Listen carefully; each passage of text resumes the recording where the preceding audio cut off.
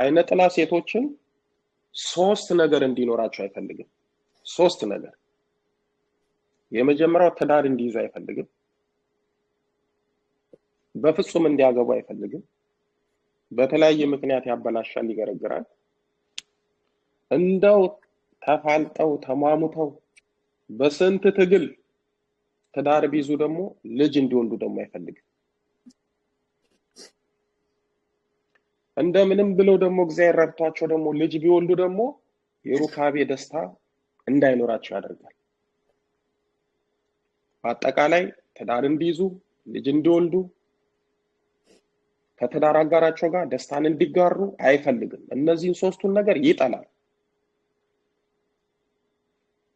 ከሶስቱ ደግሞ ወይ አንዱን ያጎላል፣ ወይ ሁለቱን ያጎላል፣ ወይ ደግሞ ሶስቱንም ያጠፋል።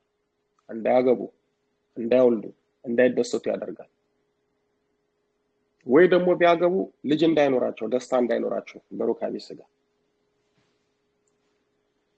አግብተው ከወለዱ ደግሞ ደስታ፣ የትዳር ሰላም፣ ፍቅር፣ ክብር እንዳይኖራቸው ያደርጋል። ትልቁ የህይወታችሁ የትዳራችሁ ጠላት አይነ ጥላ ነው፣ ማንም አይደለም።